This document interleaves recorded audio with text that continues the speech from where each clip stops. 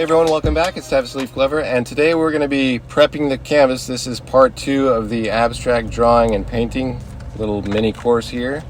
And in the last video we created this abstract drawing using all of these techniques, so be sure to watch that, and also I'll link other videos, but check out the description below and there's going to be more information there. But today we're going to prep the canvas, so let's get rid of this thing. And we're going to be using modeling paste.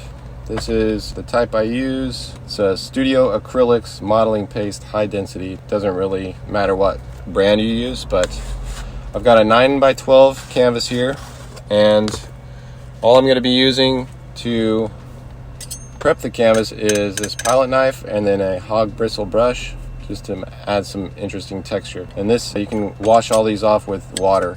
So keep in mind this dries really fast, probably within an hour or 2 hours, just depending on how warm your climate is. I live in Hawaii, so it dries within probably an hour to touch, like maybe even a half hour to touch. But I'm going to scoop this out, and we're going to keep in mind that dynamic symmetry and any triangles we want to incorporate. So I'm going to draw, like, maybe just start with the diagonal. Add some interest there. And the ocean, I don't really like a lot of added texture from this in the ocean because it messes up the way I apply paint. So I like it on the shoreline here, on the horizon line I mean. So I'm just adding a little bit. You can go as thick or thin as you want, but I just like a little bit. Some people might like, a big blob, depending on what they're doing, but not me. So I'm going to work with this other diagonal here, just real loose and sloppy. This is all the fun part. And abstract, we already did like the tough part, the design process. Let's loosen up and have fun with this here. And then maybe if you're thinking about incorporating a triangle, just depends on where you're going to put it, but maybe that could be the top. It can be coming down here. You don't want it to be obvious. Okay, and then maybe you want your triangle to be there. So just adding more impasto effects and texture where the triangle is. So I usually apply it like this, and then you can scrape it off. Okay, so like I use the tip of my palette knife and I scrape it off like that. I don't usually wipe it back in the container like I'm doing now, but I'll scrape it off and then apply it to a different area.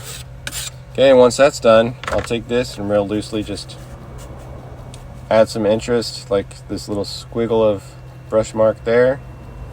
This is all going to be on the underlayer of the painting. So if you look at your modeling paste and you see an area of interest, you want to try and keep that and just brush out areas that are too high, or you just want to add some more interest. So that looks pretty good there.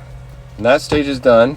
I'm gonna let this one dry, but I have another one prepped. Let me clean the palette knife off and put away the modeling paste. So I'm just dipping the I have this bottle of water and it's got soap in it. Just dipping it in there and cleaning it off real quick. So now I'll show you another thing I do. Let me get rid of this once and let it dry, and then I've got another one prepped. This is another horizontal one. I like to do them vertically and horizontally, just depends. See, I've got the diagonals in there and then some nice texture. It's all dried up. Another thing I like to do, I usually save all my excess paint. I usually have, quite a bit of it. I put it on this, like a fourth of a plate, and store it in a little bowl, Tupperware bowl. It's all messy and nasty. I do this because when I'm done with the painting, I'll keep all of the colors and I'll let the painting sit through the day, and sometimes I'll have to make adjustments and things like that. But all of this is used on the next painting where I add a base layer. So usually when you're doing your base layer, the underlayer, you want to try and think of what you're trying to do with the base layer. Why are you putting colors underneath your painting?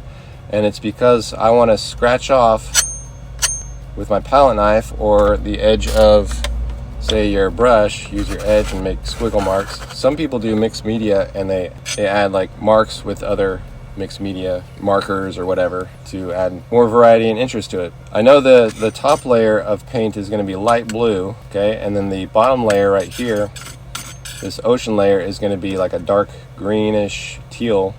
Okay, so if I want to scrape something off, I want the bottom to be darker than the top. So what I like to do is add like maybe a dark purple here, dark pink, and then right here, if I want to scrape something off, I can choose like a color of pink. It'd be kind of nice to have that complementary colors going on there. And I'll talk about complementary colors as we paint, where you get really important stuff. So you just want to kind of be mindful of why you're doing it. And the reason I'm doing this an underpainting is to get rid of the white first off, but I also want to make scratch marks and reveal the color underneath. Okay, so what I'm doing here is I'm just using this really, like, it's a little bit older, it's 2 days old. It's really, I mean, otherwise if I waited a week it'd probably mostly go to waste, so I like to add it to the canvases, the small canvases. But I'm just going to start, I'll add pink here, and I don't want solid pink. Like, I like to mix it with some green. And even if it's like a little bit old and crusty, this paint, this is going to be a really thin layer, and we're going to wipe it off at the end so it dries quickly and we don't have to worry about anything cracking or anything like that.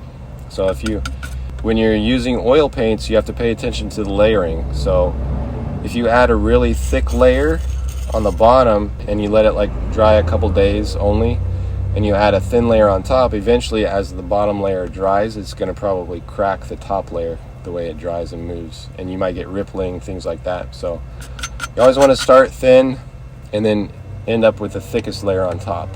It's the best way to just remember it. Drying time. And then some mediums help you dry it quicker.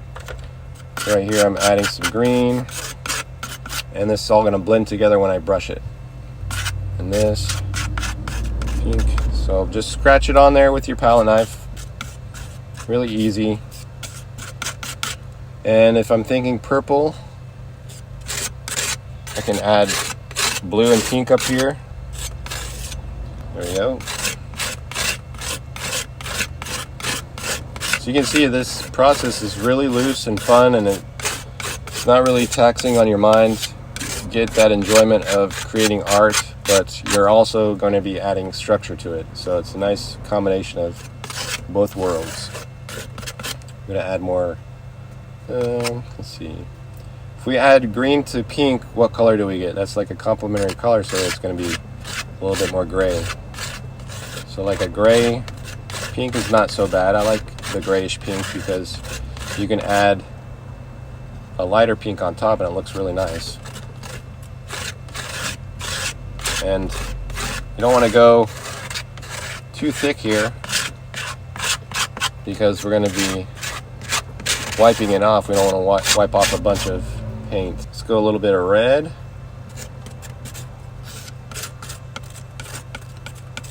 Some more blue. Just using up my old paint, but trying to keep in mind what I want to scratch off underneath. Some more pink up here.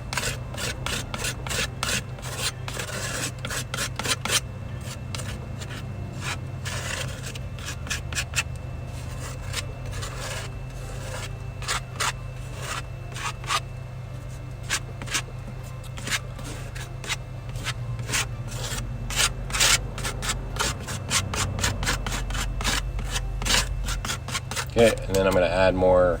I've got some of this yellow green, so I'll add that a little bit down here. And then I want this area more pink. And down here. So let's brush that in, see what we got. I can add more white too. Let's see. I can add a little bit of white to lighten up certain areas.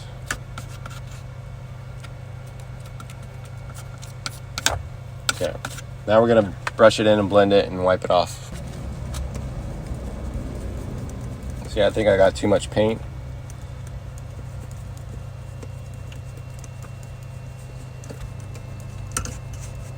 And I want this to be more pinkish instead of gray, so I'll add more pink once I wipe it off. You get the feel for it on this first step, how much paint to add. Definitely added too much because I like to just scratch in, like really scratch in the paint into the surface instead of like letting it slide around like this. See, it's already filled in and I'm sliding it around. I want it to scratch into the paint so it's really thin. It's definitely got too much paint on there, but I'll show you the process of wiping it off and adding more. So it's all kind of blended in. We'll add some more color. Wipe off some of these, like when the paint dries you get little chunks on there. So you can just, we'll pretty much rub all that off. So I have these shop towels, they're a little thicker. You can use that, or you can use paper towels, but just wipe it off.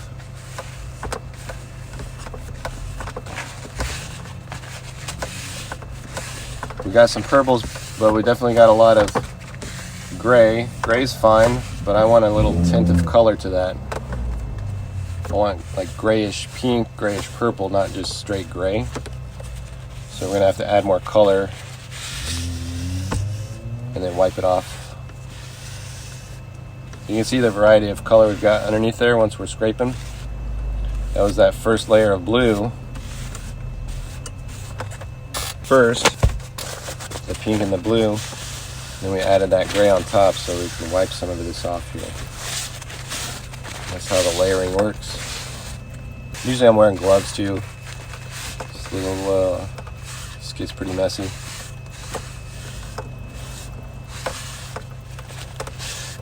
Just keep wiping and wiping and wiping until it's pretty much not slick at all. Keep it pretty dry.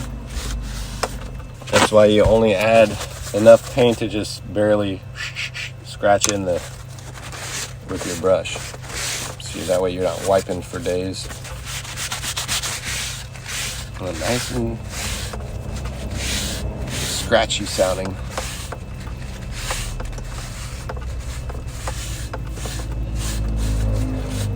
Alright, so we got a nice little base layer. Let me add some more color though. I want some more pink on the bottom, and probably, I don't have a lot of purple,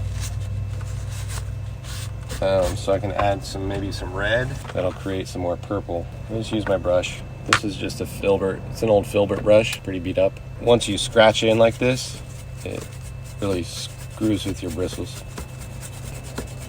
It's perfectly fine for abstract art too. So you don't need a beautifully expensive brush to do abstract art. So I'm adding more purple and red. See how it's nice coming together? So when we scratch off the top layer of blue, it's going to look really nice. Nice little additional color underneath. Add some more red. We're going to wipe this off too. Just got to add more color though. Tint it a little bit better. See how red is mixing with green? It's going to gray it down. That's the complementary colors working.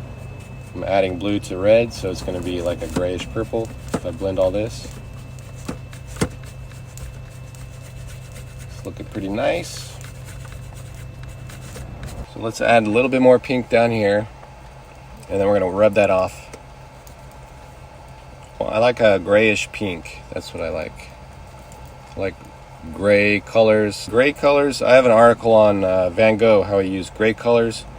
And the best way to make colors more vibrant is to surround them by grays. So grays play a really huge role in color theory and all that stuff. So if you're not incorporating colors, gray colors, then you're just going to have a bunch of vibrant colors, and there's not going to be a hierarchy. So hierarchy is really important for the color balance.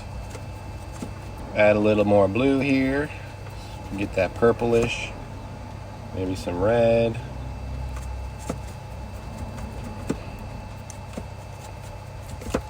More blue.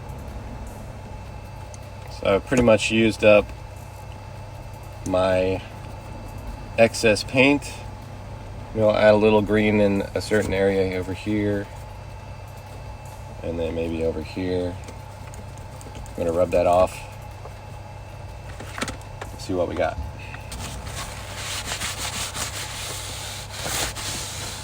Remember, this area for my painting, your painting's gonna be different, but if you're doing one like me, this area, the upper layer of paint, I should say, is gonna be dark, like a dark teal ocean green. So I'm making this lighter so when we scratch into it, it's gonna show through. You can also make it like certain colors, like I did have one painting where I scratched into the top layer and it revealed the, it was like a bright teal green underneath. It looked pretty nice too. And this depends on what you want. I'm going for mostly darks here, some grays, purples. Okay, let me give it one more rub. A little rub down, never hurt anything. I want it really thin, so that way you can probably paint on top of it in a day. You could paint on it right away, actually, but I mean, I like to let it dry at least a day. All of this can be done in one day. You can add the texture, add the base layer of paint, and then the upper layer of paint all in one day. I've done it. So I'm going to show you real quick. Let me wipe this off. So now we've got our gray layer. It's looking pretty nice. A little bit of pink down here, purples up here, a little bit of greens. And then I'm going to show you a little fun thing. Let me add some pink. So what I'm talking about with the grays, see, this is just the normal pink that comes out of the tube. It's like a flesh color. I used to paint a lot of figures, so I loved this pink color because I wouldn't have to mix red and white and all that stuff. So now I've got all the grays here, but let me show you this. Now look how vibrant this pink is because it's surrounded by grays. So you could do a couple thin scrapes of paint, add more interest. This won't be shown unless, as you're doing the top layer, you decide to leave that part revealed. It's all up to you, but usually this is only revealed if you're scratching into the upper layer of paint.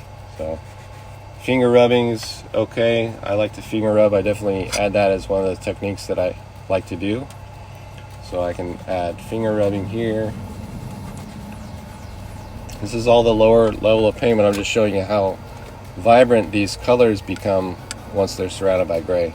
Yeah, that's it for this one, you guys. Thanks so much for joining me on this 3-part series of designing an abstract painting, and I appreciate all the support. Be sure to check out the description below if you want to check out the website, all that stuff, and there's tons more videos on this YouTube channel. But thanks so much. I will see you guys next time.